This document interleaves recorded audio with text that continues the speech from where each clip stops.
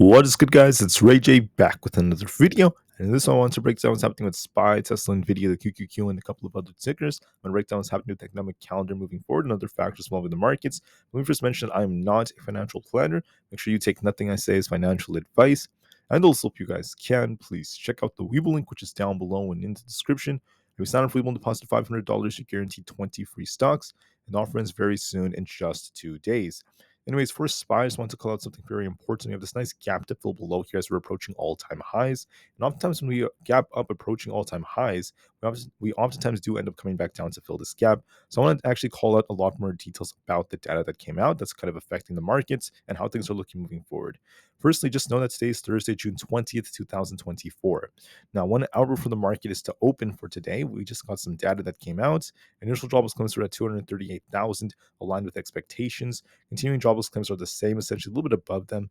And then besides that, we're getting the new orders and prices paid reports showing some decreases right over here. And this is actually kind of like mixed up for inflation, as prices paid are still kind of high, but the overall sectors like new orders are kind of decreasing. So that's something that's worth noting, kind of mixed for inflationary data.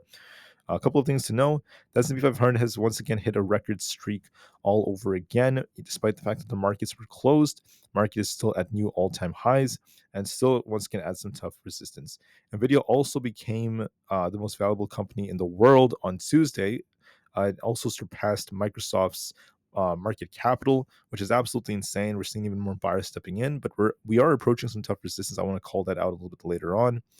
There's been other pieces of news coming out about how Olive Garden's parent company, Darden Restaurants, on Thursday reported earnings that beat expectations, despite the fact that revenue ended up falling. Their net sales increased, but that's pretty much it, at least for data. So with that being said, now let's just focus on the charts. So what do I see for the market moving forward? I just want to say, and this is what I was kind of predicting yesterday, I said we're going to likely go up to 550 on SPY. Lo and behold, that is what ended up happening. We did go up to 550. But the problem is we're now at some very, very tough resistance. If we've struggled to break past 550, then I see the next direction being a switch back down, and then we're going to start dipping a bit. If we manage to get bought back up and we break past 515, hold it, then we could be going higher into like the 552 plus area, all the way up to the next resistance up here. What do I think is going to happen? I think we have to watch resistance at 550 to see if SPY could break that or not. If we fail to do so, if we kind of like pop a bit and come short, we could be coming back down to fill this gap. That's looking a bit more probable to me, taking SPY back into 548. If we lose 548.5 as well, we're going to be dipping even lower. So I'll be watching that very, very carefully. Now, for Tesla, one issue is the overall market could also affect it. We're currently testing our 50 EMA around this 183 area. I'll be watching to see if Tesla could hold this support. I'm seeing some weakness as we got a big rejection today because of news involving the Giga Mexico. Excuse me, the Giga Mexico being kind of stalled for a bit. Not to mention, other pieces of news. Tesla does have a risk of dipping down to 183, and we'll have to see if we bounce off that or not. If we bounce, I expect 185 to be retested.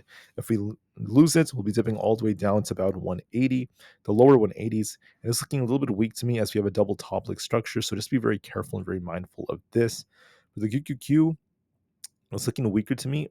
We hit a new all-time high at 488, but we ended up falling below this resistance. And it looks to me like it's going to come down to fill this gap at 485, and we could even dip lower. If we lose 44, it's going to be an even bigger drop, so watch for that very carefully. As the market hits all-time highs, we approach resistance as a liquidity grab before we start to dip. Bitcoin's also going to dip down to about 65,500. And if that fails us, we're going all the way back down to about 64,800. So I'll be watching that carefully. There is still a risk of downside, in my personal opinion. For the QQQ, there's a big gap below. We could actually continue to fall and end up filling this gap. I'll be watching to see how we end up reacting right here. I'll be watching 485 as key support. We could come down to fill it, so watch and see how this gap fills. So that's going to be very pivotal. For Nvidia, I just want to mention that Nvidia also has this gap below. If we end up losing support around 138, I expect it to come all the way down to about 136 to fill the gap. And we have 140 as resistance. If we break this, we could be pushing for 142. It's looking a little weaker because we're hitting some tough resistance. So we have this huge gap to fill, so it might end up coming back down. So be careful, guys. This could actually drag the market even lower. For a few more, we also have Supermicro on a very, very strong trend, but like I said in my earlier video, watch 975 as resistance and also 1000. We may get a rejection off one of those levels, and it's looking very probable to me. For the IWM Russell 2000, We did push a little bit more. If we end up losing support at 200, we'll be dipping back down to 198. So just be careful. That's going to be pivotal for us.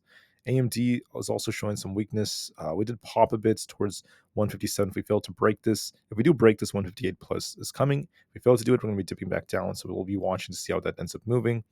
For Coinbase is also kind of dipping a bit. We have this big gap below. We're going to likely come down to fill this gap towards 237. So I do expect a little decline that's coming. Amazon was trying to break past 184. If we do break that, we could turn back to bullish. If we fail to do so, we're going to be dipping lower. We actually rejected off our 250 EMAs. There's going to be a risk of this dipping back down towards 182. So I'm seeing some more bearish potential. For Meta, we're just trading kind of sideways right now. If you want to break out, we want to see, we want to see 505 break. It is showing some strength, so it might try to rebound. But watch 505 as resistance and see what we get from there. For the VIX, I just want to say that the VIX came down to fill that gap. Now it's just kind of flat right here.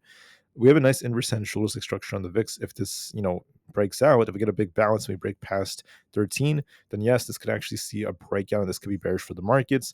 If we end up falling more, we could come down to fill the gap first before that happens. So I'm going to be very careful. We're in the 12s. The VIX does love to bounce near this area, so just be careful. Is the market about to reject? There's a possibility, but we have to wait and see as we're approaching some very, very key levels. Okay, so watch and see how SPY reacts right over here, guys. We'll see how Tesla does. Be careful. I have a big warning for everyone to watch resistance, at least for the markets, and then we'll just end up seeing how things end up going. Just for a few more, let me just briefly talk about AMC and GameStop. I know a lot of people are interested in these. I just want to say that AMC and GameStop are still kind of stuck within a range. They're still on a bit of a downtrend. To be bullish, we need to see AMC get back above 5.5. If we did do so, we'd be fine. Otherwise, we're on a bit of a downtrend. There is a risk of us actually dipping a little lower. So I'm seeing some weakness on AMC's chart. GameStop also showing some signs of weakness. If we do decline, we're probably looking for 22 to be tested. But overall, I'm seeing nothing but weakness for the time being.